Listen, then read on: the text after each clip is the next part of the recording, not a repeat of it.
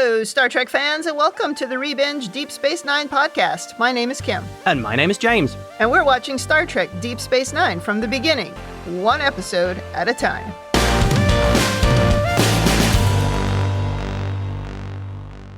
Welcome back to the podcast. Today we have a special episode. We've decided to watch and talk about Star Trek First Contact. So if you have joined us because you think it's a new episode of Deep Space Nine, it's not. But we'll be back with the next Deep Space Nine episode next week. So be sure and come back for that. But today we're going to talk about First Contact. Which does include one regular on Deep Space Nine. Yes, it does. I almost forgot that Worf was in this movie. I was like, what are you talking about? But yeah, you're right. So let's talk about how we're going to go through this movie. Well, we already assume you've watched it. 10 or 20 times. And if you haven't, go and watch it in the largest screen you possibly can. Yeah. You know, everybody has that friend who has like the 90-inch TV and the subwoofer the size of a small car. Pause the podcast, of course. Go to their house now, watch the movie, and then come back and pick up where you left off. Yeah, that's good advice. So, for those people, welcome back to the podcast. I remember when this movie came out, we went to the biggest screen that we could see it on. Yes. Which at the time was, I don't know, a 60-foot screen or something. There was a 60-foot screen down in Mission Valley, San Diego. Yep. And I watched it there. I saw it twice there, in fact. And I think I saw it 4 times in other places. I think I only went to it twice. I saw this movie a lot in the theater. I've definitely seen it since on television, but not as many times as you. So there were even some surprises to me in this rewatch. And with that, let's get straight into it. This opening is my favorite opening of any Star Trek movie because we start with this fantastic fly-through of a Borg ship going from Picard out, and you just get this fantastic sense of scale. And coupled with the music, just this very dramatic music, you get this sense that a Borg ship is enormous. Right. And also, at the same time, giving a real sense of just how small Picard / Locutus was. And just how vast the Borg are. Right. Such a great opening. When they do the double dream where he wakes up and then you think he's awake, but then he looks in the mirror and a Borg implant kind of shoots out of his face. I remember watching this for the first time and that part where the implant comes out of his face, or, you know, where it moves under his skin. Yes. And then comes shooting out. It was so shocking. These are the kind of effects we didn't get on Next Gen, for sure. And so just to take our crew to the next level of effects right in the beginning, I mean, I was on the edge of my seat from the get-go. Right. And I don't think you really got that feel with Generations. Agreed. Yeah. Generations, I'm not sure I could even tell you much about that movie. I remember going to it. I remember being extremely excited about it. And then just being like, meh, and I don't think I've watched it since, and I don't think I will. But this movie is very different already. Yeah. So after that fantastic opening, we find that the Borg are attacking the Federation yet again, and Starfleet doesn't actually trust Picard because he's been part of the Borg and have sent them out into the neutral zone. Well, no spoilers, but I mean, as it turns out, they weren't wrong. Picard is a little loopy in this movie when it comes to his interactions and reactions to the Borg. That is true. They're not involved in this engagement with the Borg, but they are listening to it. Yeah. They're playing it through the speakerphone. Yeah, exactly. It's like in the first episode of Next Gen where Riker arrives late and they have him watch the episode on a little screen on the bridge. It's a little like that where they're listening in to what's going on, or at least to the communications. And of course, things aren't going very well. And Data here delivers one of his most famous lines when he says, "To hell with our orders," and they head off to the battle. Of course, after Picard says, "Engage." You've got to get the signature Picard line in, don't you? I think even at the time, I'm not sure I really appreciated this line from Data, even though I get why they had him do it, and I'm sure people cheered in the theater, and maybe I even did at the time. I don't remember. But I don't really like it. I don't think it fits. It would make a lot more sense if almost anybody else in the crew had said that. Really? I thought it fitted with Data the most. Really? Yes, because Data's, I would see, is the one most likely to follow orders to the letter because of his character and almost well, that's what we've been ordered to do. That's what we should be doing. I don't dispute that Data would say, let's get out of here. Let's go join this fight. I don't dispute that. I dispute the line delivery because it's not in keeping with Data and the way he speaks. Oh, okay. I will agree with that, yes. Okay, all right. The other thing I wanted to say here is that we're watching it on Blu-ray, and the really intense colors and the intense lines, on the edges of the ships and everything, it almost made it cartoonish. Really? Because the colors were so bright. Yeah. It's so different from watching a Next Gen episode, which I do every now and then, I turn one on. But sitting there and watching these really intense colors, I kept thinking, gosh, it almost looks like a comic book in some of the spots. Yeah. So I thought that was really interesting too. I don't know if when we first watched it, if we would have noticed that, but obviously it's a very different experience when you're watching it completely. on a movie screen. Yeah. Yeah. Well, we do get to see the new Enterprise E as well, which in the traditions of the movie is the next most impressive ship you've ever seen. Yeah, it's cool. I'm not a fan of the shape, but it's still a cool looking ship. It's just not quite the Enterprise to me. But, yeah. Well, you have so much invested in no one's going to TNG. change my investment in TNG. It's never going to happen. Right. I agree. It's a cool ship.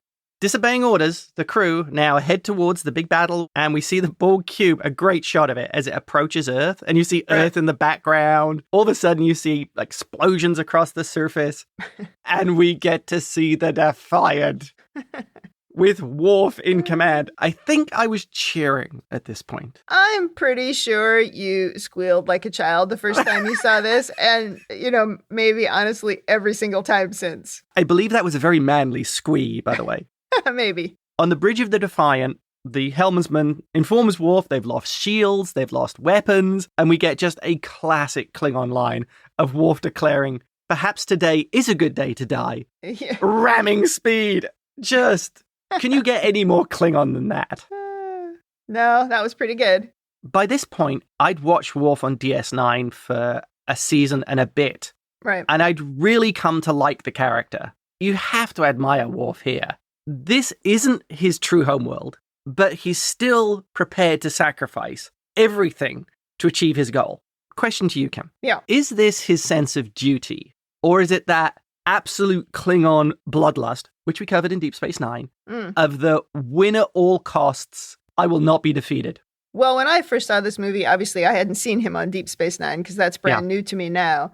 And my interpretation of it was this is the Klingonness in his nature, but his reaction is because he's going to sacrifice everything because he's a member of Starfleet, and the task here is to save the planet. So I didn't really feel like it was Klingon bloodlust, but I definitely felt the Klingonness coming out of him as he lives up to his duty. I would agree with that. It's really cool when the Enterprise swoops in here to save the Defiant from destruction because you get this perspective on how massive the Enterprise is by comparison. Yeah. But really, the only reason for this entire scene, I think, was just to find a way to get Worf into the movie. And, it worked and it was dramatic and, it was cool. Yeah, exactly. How'd you get him in? Yeah. Picard saves the day for the first time in the movie by taking command of the fleet after the Admiral's ship is destroyed. And are we going to point out that the Admiral was actually a Romulan spy? Why do you think he was a Romulan spy? Because he played a Romulan on Deep Space Nine like a couple of seasons ago. Oh, the actor. Okay. I'm just surprised nobody noticed that. No, nobody noticed. You should try putting on sunglasses. That's how the Romulans hide themselves in Picard. Or how they reveal themselves. Well, anyway, Picard gets all the other ships to target the Borg cube at a particular point and blow it to pieces. It seems like maybe Picard could have shared this info before if he knew a place on a Borg ship where everyone could just shoot and then make the whole thing explode. Yeah. Or did he somehow just hear in his head, because he was hearing the Borg, did he hear a spot that was vulnerable? Okay, headcanon here. Okay. We see on screen, and Deanna can sense it as well. Is it Dina or Deanna? It's Deanna. That's a joke for later, people. Oh, yeah. We see that Picard can hear them in his head when he's on the bridge. He could actually hear the link again. He could hear the Borg collective. He could basically understand what was going on, that maybe the Borg were hiding a system that was damaged or could be destroyed. Don't let them shoot at the open exhaust port to the reactor. There's not a cover on it. And that's what he was hearing. He was hearing the Borg's internal tactical information. I mean, if that's the case, that must be terrifying for him. to all of a sudden be in tune with the Borg that much. Well, I think that was the point, the scene on the bridge of where he obviously can hear them. Yeah, I think that was surprising or shocking to him. Okay. Well, even though the Borg cube is destroyed, a small Borg sphere emerges from the ship and continues to head towards Earth. So they can do cubes and they can do spheres. They really have no creativity. Creativity is futile. Ah, nice. Then we learn the sphere is emitting chronoton particles, and every Trek fan at this point starts shouting, "Woohoo, time travel!" at the movie screen. I'm sure we already knew there was time travel going in. I don't remember, but it must have been in the trailers. I think so. Well, since the sphere is ahead of the Enterprise as it goes into that time vortex, we get a quick view of Earth entirely made up of Borg. And I do know that was in the trailer. And Picard is like, we have to follow them back and repair the damage they've done. It's funny because this really has a parallel with something in season 2 of Picard where he says something relatively similar, where he's like, we have to go back to fix the future. The use of the music really stands out in this whole opening sequence and the battle scene. Oh, yeah. And especially this part where they're heading towards the vortex. It immediately changes to this very intense, almost mechanical sounding beat, as if the time's running out. And it gives you a great sense of urgency. All the great Trek movies, you can hear the music in your head of the really dramatic scenes. Like you can certainly hear the Wrath of Khan music when they're in the nebula, right? Trying to hide from Khan. I'll never forget that. It's true in a lot of movies. Like I can hear the Jurassic Park theme, right? Anytime there is music that really clicks with you, it helps with the dramatic impact of the story. Right. The best Trek movies, yes, they have some of their own new stuff that they add, but they make this beautiful use of the Trek theme, something that we've talked about quite a bit in Prodigy, where they just choose these little careful moments where they play a couple of chords of that music that we recognize. And because we're all so emotionally invested, some of us for a much longer time than others, it just tugs at your heart. And it's just so cool when that happens. I absolutely love it. Agreed. Yeah. I did read somewhere, I can't remember if I knew this before or if it was something that I just read recently, but I read that in the original script, they had planned to destroy the Defiant. And that the showrunner of Deep Space Nine was like, excuse me, that's my ship. You can't just destroy it. And so instead, there's like this little line where they say, oh, you know, it's adrift, but it's salvageable. Yeah. And now that I know that, when I watch it, I kind of laugh. It's like, all right, we threw that in to say, no, it's fine. We didn't destroy it. That's funny. Well, there's the joke that Avery Brooks said to Michael Dorn after watching the movie. I never said you could take the ship. When did this happen? Yeah, something along those lines. I was like, that would be pretty funny. Right. Next up, we meet James Cromwell, a.k.a. the Pig Guy. If your name is Kim. I have called him the Pig Guy ever since the movie Babe.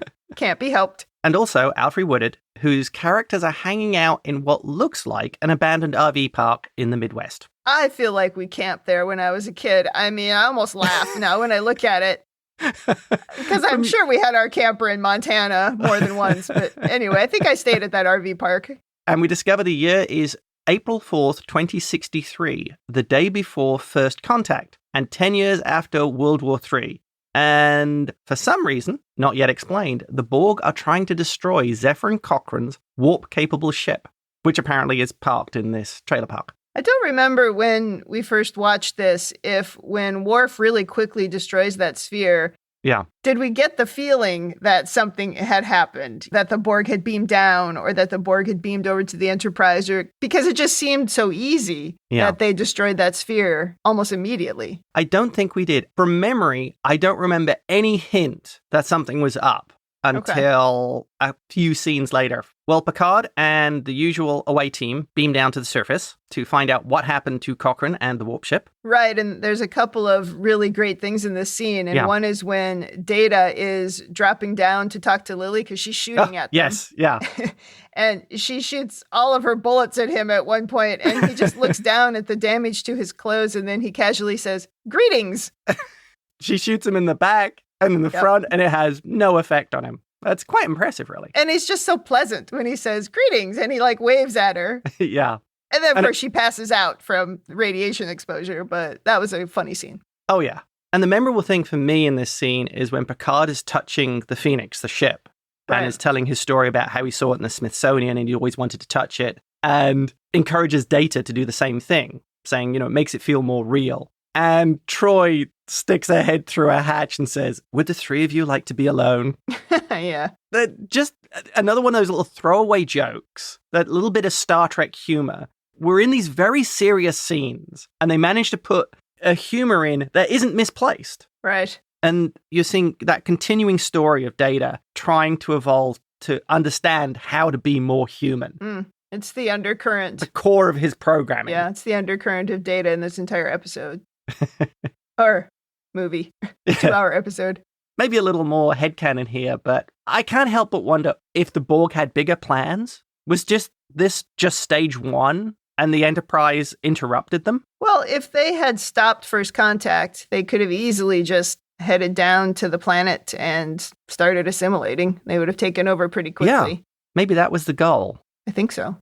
We get the first hint, though, that something's up, because when Picard calls Geordi down to the surface to help prepare, he tells one of the remaining engineers to check out the environmental controls because it's getting too hot in engineering. Is this where Picard hears the Borg again in his head? All of a sudden, he hears something. Yeah, it's so freaky when that happens. But at any rate, we now know that the Borg are on the Enterprise because he's immediately on alert, and we know that can't be good. Yeah. Somehow they beamed across when the Enterprise shields were down, though I don't understand why on Earth the Enterprise shields were down before that ship was destroyed, or that sphere was destroyed, I should say. I get why they were down later, because they beamed down. Because the temporal vortex turned their shields off. Well, you are the master of the headcanon. Well, we have some more humor here where Dr. Crusher calls for the emergency medical hologram to stall the Borg who are trying to break into sickbay. And Robert Picardo appears. At this point, Voyager had already been running for a season, so he was a well-known character. Oh, yeah. He does try to stall the Borg by suggesting a mild analgesic cream for the irritation caused by Borg implants. Yeah, this is a really dramatic scene because the Borg are pounding on the door. We haven't seen them yet. We've just heard that it's probably the Borg because of the environmental changes. And the lights all went out. And Crusher is like trying to panic and get everybody to crawl into some Jeffries tube to get away. So there's so much drama. Oh, yeah. And Lily from the surface, they beamed her up to deal with the radiation poisoning. So she's even got a human from the 21st century. Yeah, and the plan was not to let Lily see the ship, but they had to wake her up. Exactly. Yeah, it's very dramatic. The other comment I've got here is I got a real alien vibe from the scene where first one, then a second engineer are attacked by something in the conduits, which of course you find out is the Borg. But I feel if you hear somebody screaming in a Jeffries tube, don't climb in there. You really shouldn't just climb in there and go, everything okay? She's like, oh, is everything okay in there? And then she climbs in and then she screams. Yeah. It's like, eh. Yeah, I thought that was a very alien vibe. Yeah, I can see that. Well, Picard and Data have gone back up to the ship at this point, and back on Earth, Deanna has managed to find Cochrane. This is probably one of the funniest parts of the movie. Oh, absolutely. She and Cochrane have been doing tequila shots, and let me tell you, that is not a good idea. And there are so many great lines here, like when she drunkenly says, it's a primitive culture. And then Cochrane calls her Dina. Yeah, she's like, Deanna. And she tells Riker not to criticize her counseling techniques. And then she tells him that she's just trying to blend in, which results in the great Riker line, oh, you're blended, all right. Maybe our most quoted Trek line of all time. Oh, I think that's got to be it, yeah. Yep. She tells Riker that Cochrane doesn't believe her story, and how, in her professional opinion, he's nuts. And then straight up just passes out, head down, crunch on the table. Oh, that is funny. All the while, Riker is watching Cochrane dancing, and James Cromwell is just a gem here. He's on screen for 20 seconds, and he is already compelling. If you're like, who is this crazy guy? Because he's doing this wacky dancing to the music. Yeah. This is the kind of thing that, not the Cochrane part, but like the Deanna line reads and the Riker reaction, where it's funny because you're so intimately familiar with these characters. Yeah. I also have to say here that Marina Sirtis as Deanna, she doesn't have a lot to do in this movie, but what she does is so memorable, and she does it so well. Oh, absolutely. Back on the Enterprise, the crew and Picard are trying to find where the Borg have set up their hive, their little mini collective. Right. And we get a battle scene where they're trying to get into engineering and the Borg pretty quickly gets the upper hand. And Data is grabbed by the Borg and pulled into engineering and the door closes. So he's been taken prisoner. This scene was kind of strange because they're sort of marching dramatically through all these hallways. Yeah. And at one point, Data even turns off his emotion chip, which does seem like a useful thing to be able to do. But so many bad things are going on. And I couldn't quite understand, like, why did they start shooting? Because they say at the beginning, oh, you're only going to be able to get a couple of shots off because of the whole thing of how the Borg can adapt to the attacks. Yeah. And so as soon as they take a couple shots, they're down. They start losing crew members. Right. There's a scene, too, where Picard is trying to escape, which is right after Data gets pulled into engineering. Yeah. And he sees one of his crew members who has been slightly assimilated, or at the beginning of the assimilation. He's been starting to being assimilated. They've already injected him with the nanobots. And the guy's like, Captain? And Picard just shoots him. Yes. You know, maybe the first clue that Picard isn't quite himself. Oh, yeah. Well, you'd at least expect a speech from Picard before he shot the guy. Exactly. We then have a very quick scene where we see Data in engineering strapped down to some table, and we hear the voice of the Borg Queen for the first time. Okay, just a goosebumps moment. Alice Krige is unbelievable in this role, is the only way to describe it. She really is. Having watched now a few other people play the Borg Queen, there's nobody like Alice Krige in this role. No. Back on Earth, they're trying to convince Cochrane to go through with the first flight and continue with the plan, but they've lost contact with the Enterprise. Yeah. And we get another funny line in the film, which I know I liked, where Cochrane says to them, and you people are all astronauts on some kind of Star Trek. I mean, it's a little bit cheesy, but I imagine I laughed the first time I heard it. Cheesy? I still laugh at that line today. I love it. Come on. Riker is so crazily upbeat at this moment. I love how, throughout this entire movie, Riker's character is so the positive. All these terrible things are happening. There's a risk to the future. Everything's at stake. And Riker is such a cheerleader. He never loses that positive edge. It's fun to watch, as he's almost like a counterbalance to everything else that's happening. Well, I think he's happy that he's helping make history, right? Yeah. Because that's the thing that they're doing. And he's not up on the sweltering hot Enterprise fighting the Borg, so I imagine that improves his mood. But too, he's pretty happy throughout this whole movie, and maybe it's just simply because he's happy to be the director. I'm the director. Do. Although I can appreciate them being down on the planet, because every time you see people on the Enterprise, they all look sweaty. Yes, and they're all wearing coats down on Earth because it's cold in Montana. Yeah. And then we have another quick scene where they're showing how badly things are going on the Enterprise. They're just assimilating everyone. There's actually a queue to get the Borg implants installed. I didn't even see that. Yeah.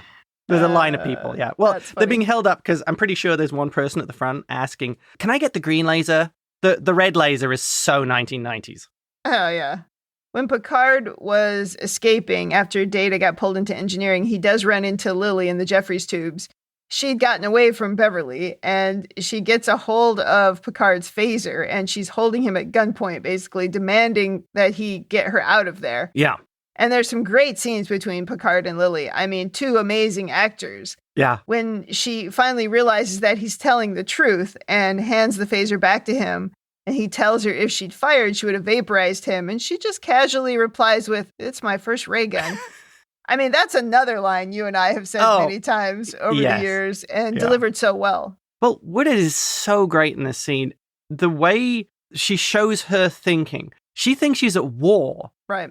And Picard is being his absolute Federation Starfleet best. He's trying to win her trust. He's trying to convince her that he's not part of one of the factions. It starts off that chemistry between the two that really just rolls for this whole movie. Everything about this movie is a vehicle for the brilliance of Patrick Stewart's acting and for pulling apart this amazing character Picard and then kind of putting him back together. To me, in my opinion, this movie is what Next Gen superfans were just waiting for. Yeah. They wanted more of Picard, and here it was. Right. And these are very simple scenes. There's not a huge amount of dialogue, but having two actors who really give these characters such on-screen chemistry, it turns it into something else. There's a depth of emotion that comes out from the performances where they're visually portraying what they're feeling.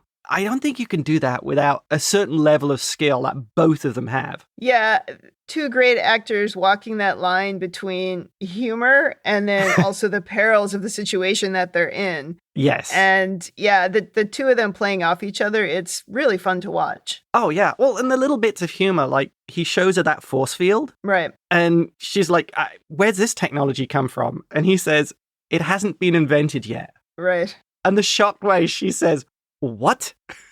And as they close the scene, he says, there's more I need to tell you. Right. It works well.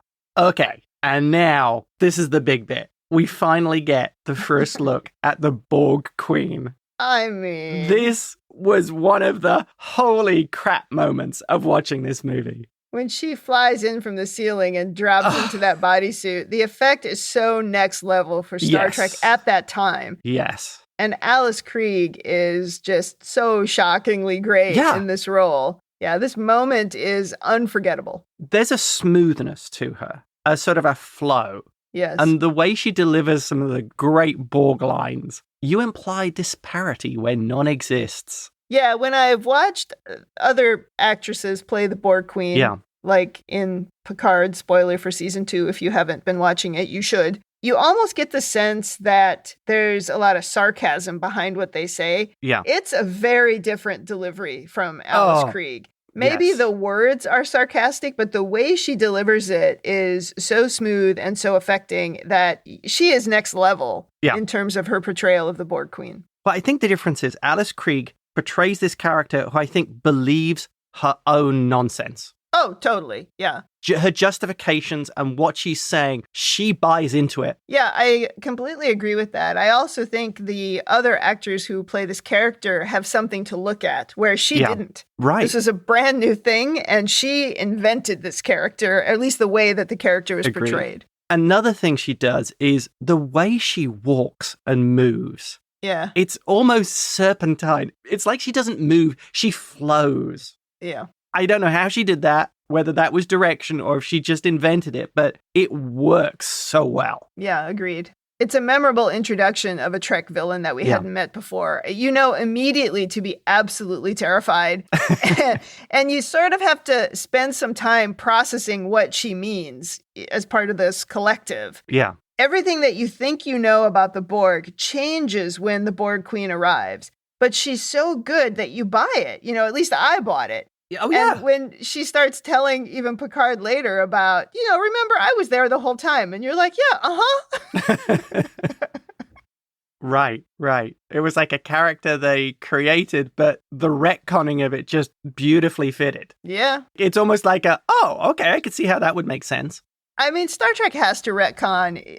You can't avoid it. If it's going to survive, it has to do that to keep going into the future. So I don't mind when they do it. I guess there are probably limitations to things I want them to retcon, but this certainly did not bother me. Agreed. There's a point here where Lily calls the Borg bionic zombies, and she also says that the name sounds Swedish. Sure. I mean, as a tennis fan, I'll take that. A little bit more humor. Yep. And Picard gives a speech to her about how there's no money in the 24th century and we just work to better ourselves. Yeah. Which, is not entirely true if you happen to run into a Ferengi. So Yeah, you could have added that at the end. This whole thing about there being no money in the future is not entirely true as soon as you start watching Deep Space Nine. We work to better ourselves. Except the Ferengi. They do maneuver through a bunch of Borg drones, which Lily seems to find quite disturbing. Yes. And I was very disappointed that not one single one of the Borg said, "Hey, Lakutas, high five." That is very funny in season 1 of Picard when the ex-drones are going, Lakutas, like, hey, I know that guy. How you doing?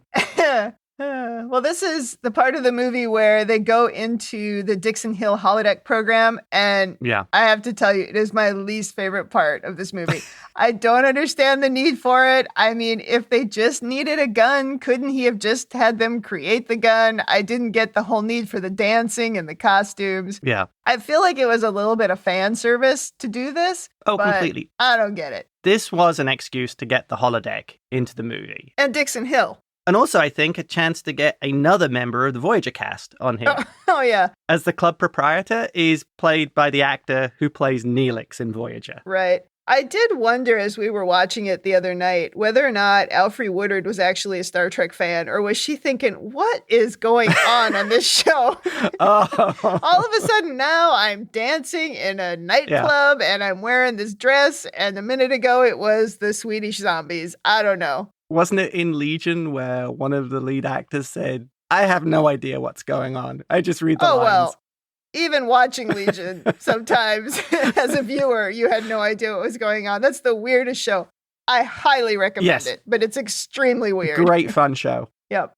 But the important thing in this scene is that on the holodeck, Picard manages to get a machine gun, a Thompson machine gun, and I'm sure somebody has probably written about which version of the gun it was somewhere. Oh, I'm sure there's a whole subreddit about it. Oh, yeah.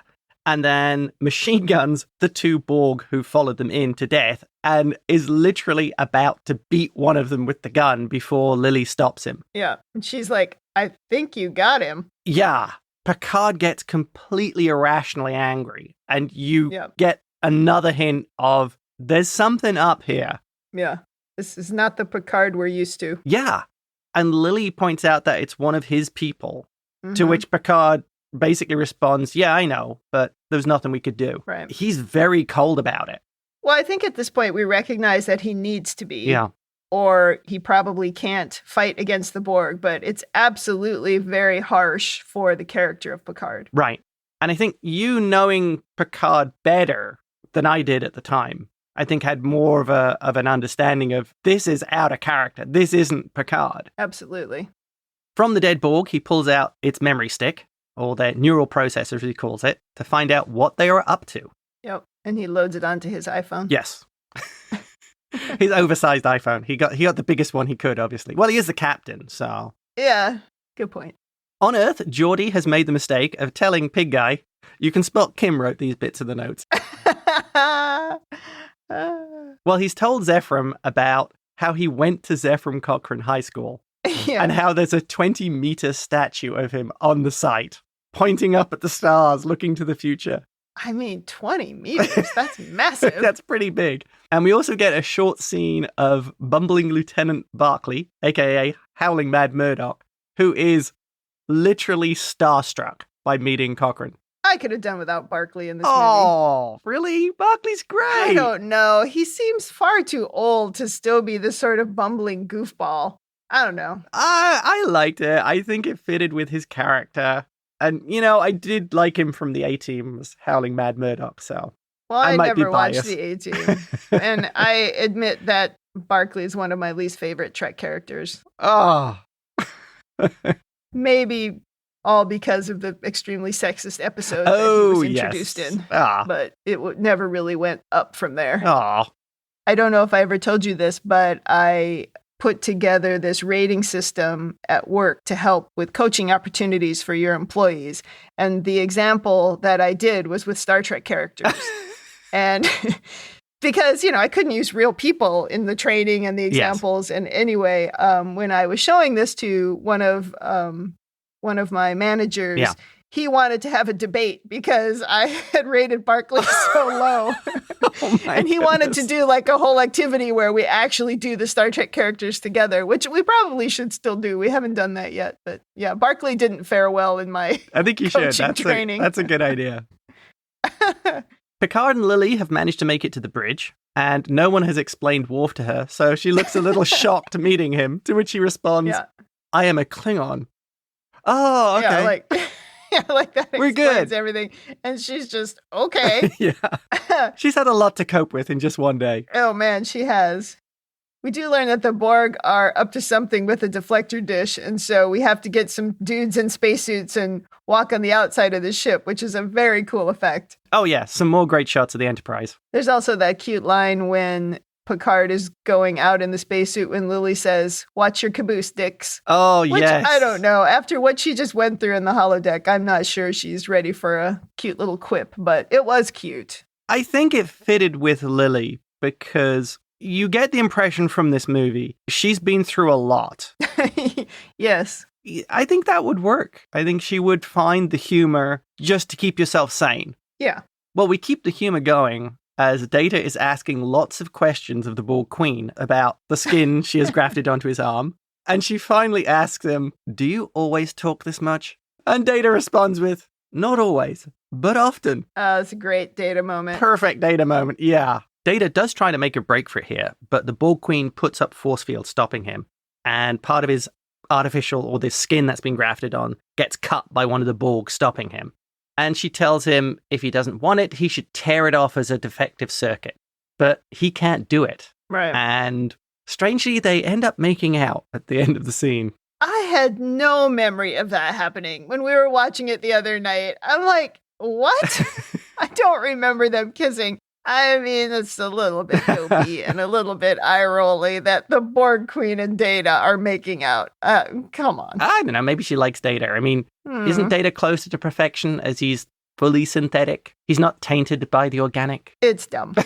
But it's also Star Trek, so I'll allow it. Love scene between the android and the cyborg. Oh, geez, at least they didn't have sex. That would have been really bad. At least they didn't show that. I don't know what happened off camera. I thought that was the implication. Oh, you're ruining Star Trek for me. You're ruining my whole childhood. Don't do it. Too funny. Oh my God. Moving on. Back on Earth, Cochrane has run off because he can't take all the hero worship. Ugh. And the scene ends with Cochrane running off again and Riker just shooting him. And then turning to Geordi and saying, "You told him about the statue?" That is another funny line. I do like the implication that he can't cope with this perfect image of himself that everybody has of him. That does make sense. It is a little silly that he's trying to run away into the woods. Well, but no, that's a funny line. I did like this because you saw earlier on when the other crew are around Cochrane that he is really uncomfortable with this hero worship. Yeah. No, he plays it well. Could you imagine, though, if somebody was very private, suddenly finding out that 300 years in the future, they're seen as literally an icon of everything noble about their race?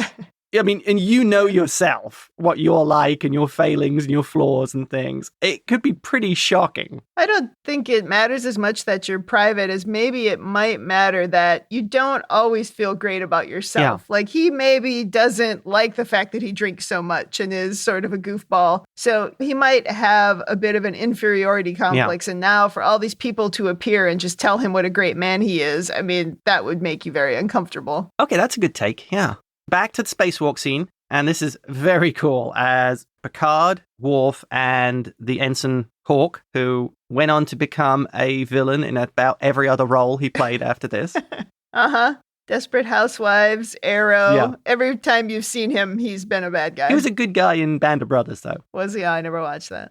Well, they have to do some manual work because they've got to release the deflector dish, and they're these hold-down clamps, so they have to go to each panel and unlock them. Gosh, the scene was so much longer than I remembered. They cut back and forth 3 or 4 times. It could have been 10 minutes shorter. It does go on for a very long time. Yeah, it is a long scene, but it has some great memorable moments. They have a battle with the Borg. Oh, yeah, absolutely. Worf takes out one of the Borg with his mek'leth. Why couldn't they give everybody mek'leths, by the way? They seem very effective. Because they would all slice open their spacesuits. It would be very dangerous out in space to have those things. That's right. He gets his spacesuit punctured and ends up tying it off with a Borg arm that was floating in space next to him. Right. Perfect scene. Just very Klingon. There's sort of no squeamishness. Right. There's also the classic solution to a Trek problem where people are pulling the little cards out and then putting them in a different order back into the control panel. Oh, man. I've never understood how that works. Swap 3 with 4 and then 5 with 1. Oh, there we go. And the panel opens. We're good. Well, they release all the clamps and the deflector dish starts floating off into space. Hawk, unfortunately, doesn't make it, Worf actually has to take him out because he gets assimilated. And then we get another great explosion as Worf looks at the floating away deflector dish and says, assimilate this, and shoots it. Well, he says it before he shoots it. I feel like he should have shot it first and then said it. Oh. Because it felt a little hammy otherwise. Yeah, it's true. I see what you mean. But it's a good line. This whole scene is a bit long, but there are some really memorable pieces of it. And I think the length of it surprised me because I remember the memorable parts. Right, I remember when they would turn the little handle and one Borg would turn dramatically and look at the person who did it. And I remember when you think Worf is in big trouble, but then the next time you see him, he's tied off his spacesuit with the arm of the Borg. Right. And the part where Picard jumps over and lands on the other side and finishes the job that Hawk failed at. I remember all those things really vividly, but there's so much filler around it. I was just surprised by how long it went on. Yeah, Hawk didn't make it in the scene as well. He was the red shirt after all. I'm afraid so. Great use of music as well. When they get to the tense parts and the music just plays up. Back on Earth, Riker and Cochrane are in the Phoenix and doing the pre-flight checks, which is a cute little throwaway scene. Yeah. Riker quotes Cochrane back at himself. Don't try to be a great man, just be a man and let history make its own judgments. Which, again, I think is showing that the Cochrane today isn't the Cochrane he becomes. And I think this is building up to the events that happen in this movie change not just Cochrane, but people. Oh, I hadn't looked at it that way at all. Really? I figured Cochrane was always Cochrane and the legend is different. Because we've seen that many times in Deep Space Nine recently, right? Yes. That's been something that they've covered where the legend doesn't match what the reality is. So I always looked at it like he is who he is. He doesn't necessarily change. But that's interesting that you think that. That was my takeaway from the movie, that this movie was about an event that didn't just change Cochrane, it changed humanity. Yeah. Well, Lee Nollis, that's all I'll say. I like that guy. He was a good guy. He wasn't the legend. That's true. Again, in this scene, Riker is just having the time of his life. I mean, he couldn't be happier. Really He's is. just got this big grin on his face the whole time. He's so happy. It's hilarious. To reiterate what I said earlier, I think he's that Federation face of a better future. Yeah, totally. Well, now we've reached the turning point for Picard. He tells the crew to keep fighting even though they're getting slaughtered. And Worf and Crusher want him to set the auto-destruct, and Picard tells Worf that he can see that he's afraid, and he even calls Worf a coward. This generates one of Worf's greatest lines ever. If you were any other man, I would kill you where you stand. And the way Michael Dorn delivers it. Oh, brilliant. I'm on the other side of the screen, and I'm backing away going, okay, dude, sorry, okay. Dawn is perfectly in tune with this character. But this is such an important relationship moment between these two. And I've brought it up on the Deep Space Nine conversations that we've had. Worf has such deep respect for Picard that he means that, right? He's not going to do anything to Picard because Picard has earned his spot in Worf's respect. Right. So I really like that because of that. I felt it was so earned in that moment. But at any rate, Picard has gone over the edge here. I mean, the crew is going to follow his orders, even though Lily is like, no, this is ridiculous. But he's earned the right to be a little irrational, not just with Worf, but with the whole crew. Well, they trust him. And they trust him he's making the right decision based on all the history of Picard and the kind of decisions Picard would make. If only that's the way that real life worked, but it's not. This next scene with Lily, where she just marches into his ready room and calls BS on this hard line and tells him that he's enjoying taking revenge on the Borg. She calls him Captain Ahab.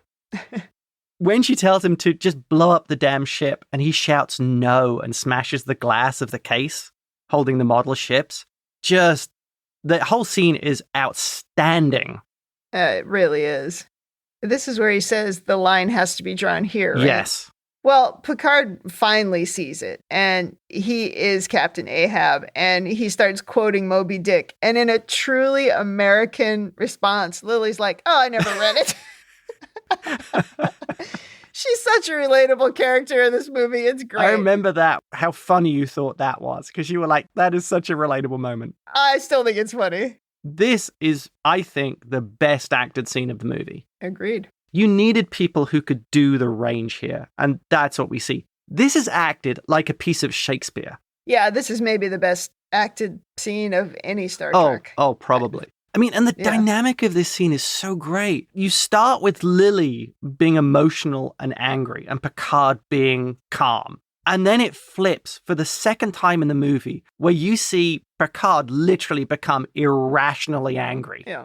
And Lily being the calm one where she says, "You broke your little ships. See you around, Ahab." And he sort of realizes what he's doing. Yeah. You almost see the sort of him back up and regain that Picard composure. So beautifully performed. And this is normally his job. Yes. He's normally the one who's talking somebody out of an emotional response. Right. But he needed Lily to do that here. And it's very moving. And yeah, it's great. Well, the other thing is you also get that background of Lily.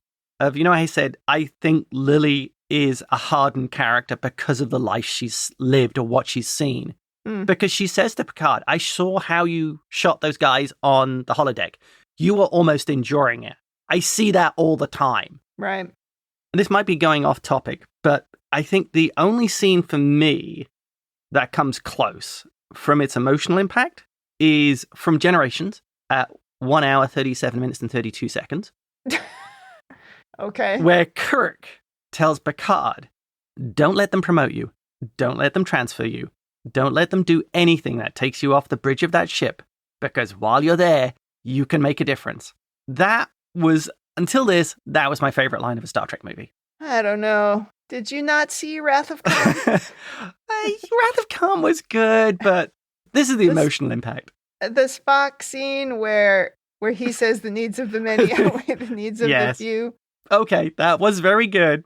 I mean, I cried my eyes out. Yeah. So if we're going to talk about emotion, I can't forget that scene. That is a very good one, agreed. Fortunately, this has all worked on Picard, who's regained his Picardiness and walks back out onto the bridge and sets the self-destruct, along with Crusher and Worf agreeing. Why Worf, though? I mean, he wasn't even a member of this crew. Oh, they never changed the codes. Oh. We learned from Deep Space Nine that system security isn't a priority in Starfleet. That's true. 1, 2, 3, 4. That's my PIN number. Picard, at this point, does apologize to Worf as well. He says he regrets some of the things he said. And Worf responds with, "Some." Oh, that's so funny. It's such a good scene. He does apologize, though, and says he is the bravest man he's ever known. Yeah, that's a good scene. And then we get another one of those Borg voices or those whispers into Picard, and he hears Data call to him. And I wonder, even now, was that Data? Was that the Phantom of the Opera version of Data calling to him like it was a trap? Was it the Queen? What was that? That was Data. But Data's not really part of the collective. I think he had access to the collective by that point, and he used that to communicate with Picard because he knew Picard could hear their song. And the Queen confirms that in a few minutes. I see. So he issued a line into one of the Borg or something that got it into the sound of the... Oh my gosh. Exactly. So I think it was a deliberate Data actually calling to the captain. Okay, but he convinces the Queen that he's doing it to get Picard there, not because he's going to betray her. I assume he might be playing off some sense of revenge that the Queen wanted. Yeah, interesting. Okay. Down on Earth, where they pretty much have no idea what's going on the ship. Yeah, right? It's like two different movies going on. Cochrane and Riker and Geordi are about to launch the Phoenix. And Pig Guy has to play Steppenwolf's magic carpet ride for the launch, which is so fitting for him. And it's somehow so perfect in that moment. Right. I love it. It definitely did work. Yep. And we get to see some just great model shots of that Phoenix warp ship where it's deploying the nacelles. Such a fantastic look to it. Mm. The effect scenes in this movie as well, all of them just look beautifully clean and have that real cinematic Star Trek look to them. Right. Really nicely done. I love the warp ship, by the way. On the Enterprise, Picard has issued abandoned ship, and there's lots of escape pods now flying off the Enterprise, heading towards Earth. Right. And as I was watching this, I was thinking, I really hope there's no Borg on those. I thought the same thing. I also wondered, did they go back and get them all? And not just the people, but did they get the escape pods back? 'Cause you can't leave that down there. Yeah, any technology could be a real problem. Yeah. Picard stays with the ship and tells Lily that his crew risked everything once to save him, and he owes it to them to do the same. Oh my God, I love that so much. Well, he says he has to go and rescue Data, or try to rescue Data. Yeah. How many times has Data saved him? And there's more to come, unfortunately. Yes. In the movies later. But yeah, that was great. Picard goes to engineering, and the Borg Queen does seem quite happy to see him. She does. Look cuteness. Yeah.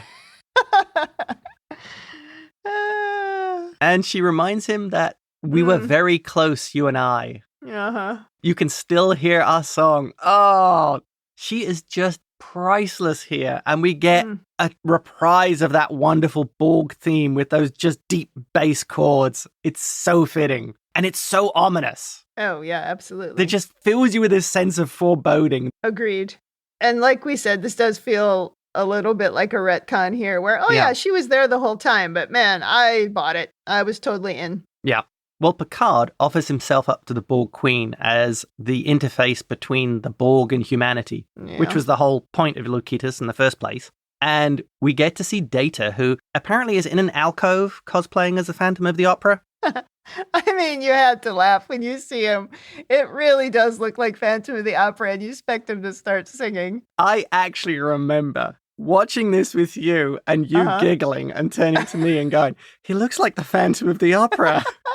I don't remember, but yeah, because he does. Well, Data disables the auto-destruct and appears to now be part of the collective. I mean, after all the work to turn on that self-destruct, he's just like, click, click, it's off. Yes. Dang it, Data, come on. Yeah, well, he joins the Queen by her side and says, he will make an excellent drone. Oh. Yeah. That's so scary. Oh, exactly. You are sure Data is on the wrong side. Right. We get a lot of quick cuts now between various scenes, and we now go back to the Phoenix, where Cochrane is about to engage the warp engines. But Data is targeting them with quantum torpedoes, and when he fires them, the Queen says to Picard, watch your futures end. Oh, she is reveling in her victory here. She's a little cocky because, oh no, the torpedoes miss the Phoenix, and the Phantom of the Opera says, resistance is futile, and smashes the plasma coolant, which was the plan from the beginning, because it was supposed to destroy all the organic material in the room, and everything starts to get fried. This is something I didn't notice on the first watching, and it's such a nice touch. But after he fires the torpedoes, watch Data, and he very casually in the background walks from the console. Oh, yeah. Behind the Borg Queen, right to beside the plasma coolant tank. Because she is so focused on telling Picard to watch as I win. Yeah, it was great. Oh, and they do this beautiful camera trick where they even pull the focus onto the Borg Queen, and you can just see a blurred Data in the background walk to right beside the tank. It's perfect. It's like, oh, you're setting that up beautifully. Well, all those weeks that Picard spent going to the gym definitely pay off here, because he's now in this sleeveless shirt, and dang, that dude is in good shape for this role. And it's so funny to look at how in Star Trek 4, the one with the whales, right, the voyage home, Shatner was, I think, 55, and I think Picard is 55 here, and he is like peak fit, this guy. And they were really talking about as if the character of Kirk was at retirement age. Yeah. And here we just see Mr. Fit Patrick Stewart. It's pretty shocking. Picard looks fantastic in this. And he does get the satisfaction of the Queen now is just a metal head with like a spinal cord that's flopping around. Yeah. And he snaps it in two, killing it, turning it off, something like that. Yeah. It is hard to believe that's all it takes to kill it, though. But it does look like T2. Yes, it does, doesn't it? And Data, who has lost all of his new skin because of the coolant leak, he does tell Picard that he was tempted by the Queen's offer for 0.68 seconds. Sort of demonstrating that there is a little humanity in him after all, which, I mean, we already knew, but that was bringing full circle this whole thing in this movie. Right. I love this moment so much. Yeah. There's so many moments in this movie, and we're gushing about it a lot because there are a lot of things that we love. But this moment is probably my favorite. Even though Brent Spiner, he's a little bit old at this point to be Data. And Patrick Stewart, as we just covered, is in his absolute prime somehow, being older. Yes.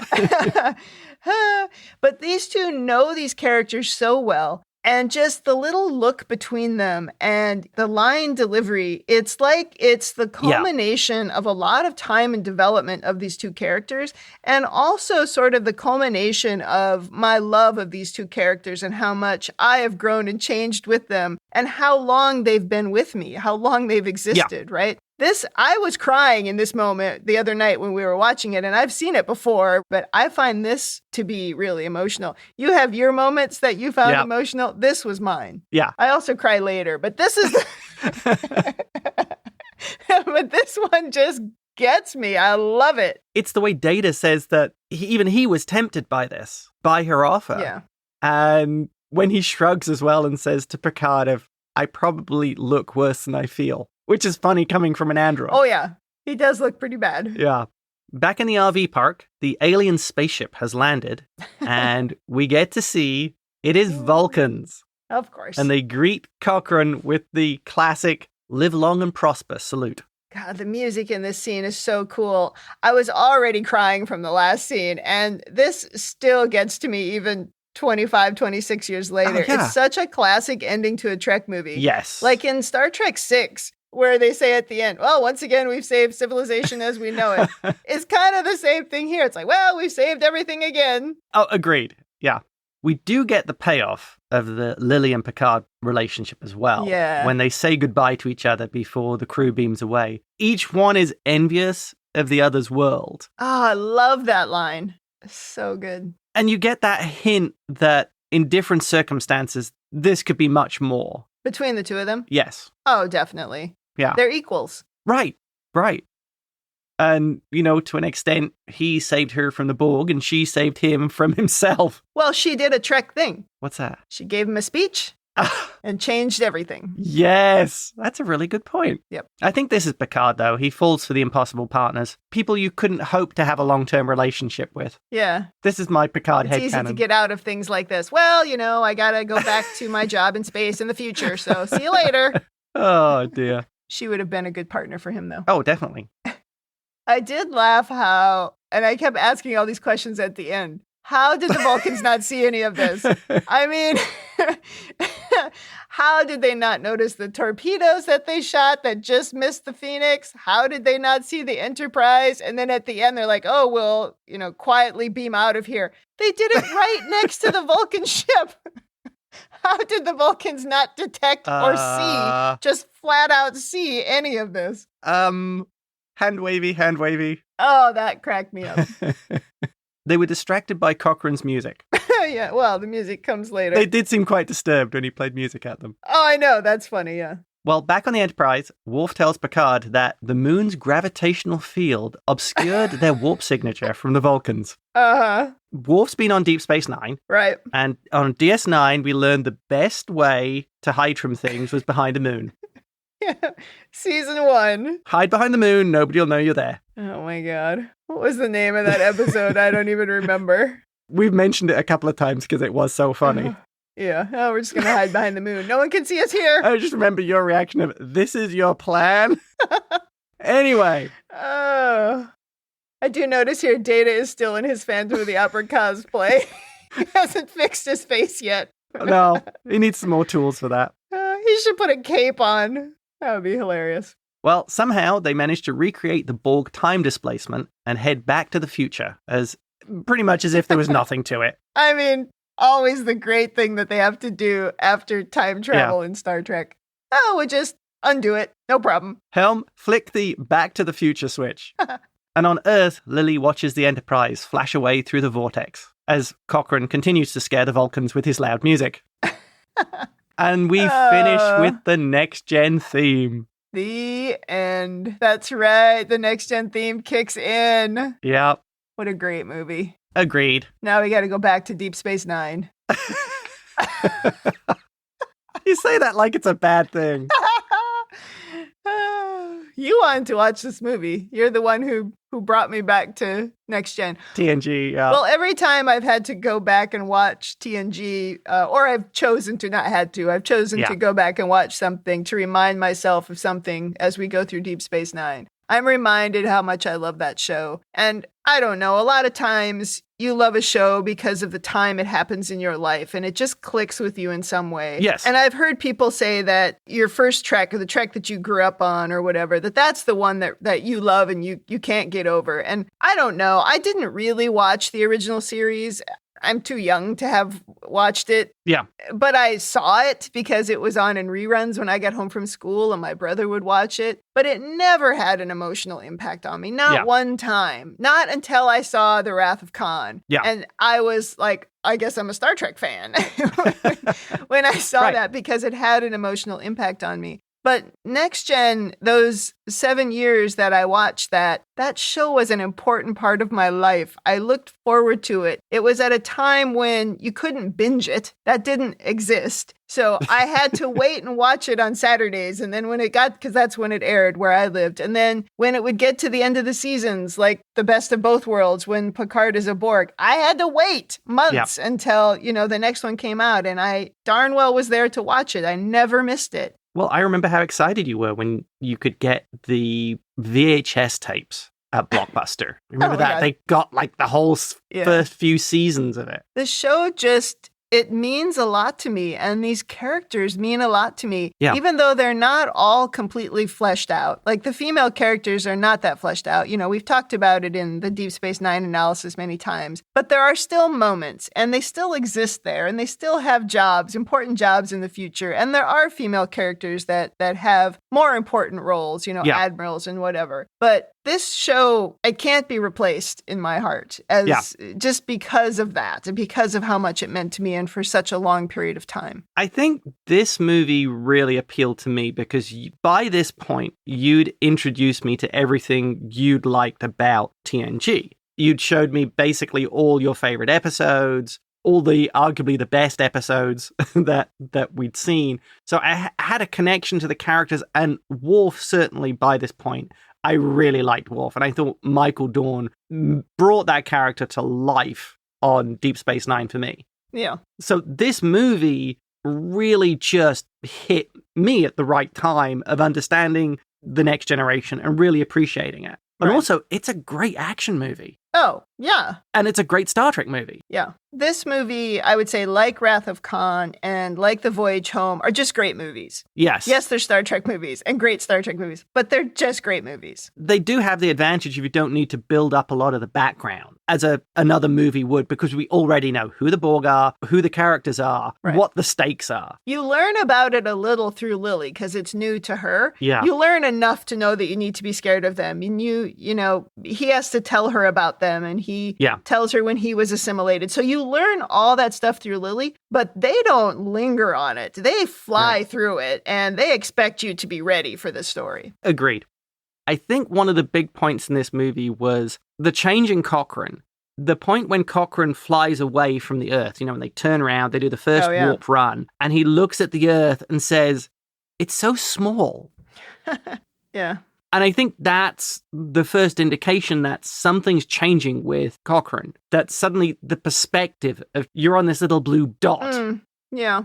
The Vulcans arrive and you're like, there's other little blue dots. You're not alone. Yeah, and they use that a bit with Lily as well. When she looks down and sees the Earth, her perspective on things change. Yes. Right? Because it's now different. And it is something that they do in fiction, where they try to get you to think that once people see, and maybe in nonfiction, once they see the Earth as a tiny dot, their view of themselves in the universe changes. There's that really great scene in Apollo 13 where Tom Hanks's character puts up his thumb, right, and covers up the Earth, and oh man, that's a great moment. So okay, I'll take your point. That may have had a big impact on him. Agreed. I think with that, we get to the end of Rebinge It's first movie discussion. Maybe we'll do more. I don't know. We'll see, I guess, if people like it or if we want to do it with another movie, though I'm not sure we can top this one. Maybe we should have started with the bottom one. Wrath of Khan's probably the closest. Maybe we could do Wrath of Khan. I definitely love that movie. And Voyage Home. I love that movie, too. That's true. Okay, that wraps up Star Trek First Contact. Come back next week for the next episode of Deep Space Nine. Last week we did episode 8, so come back next week for episode 9. In the meantime, if you'd like to tell us your own overanalysis of this movie or of any episode, or if you just want to say something nice, you can email us at rebingeit@gmail.com or tweet us at rebingeit. We're also on Instagram and YouTube at Rebingeit. You can check us out on talkthroughmedia.com. You can leave feedback there for individual episodes of the podcast. And you can also listen to all of the other great Star Trek podcasts on our network. Thanks for joining us on the Rebinge Star Trek First Contact podcast. That's it for me. And that's it from me.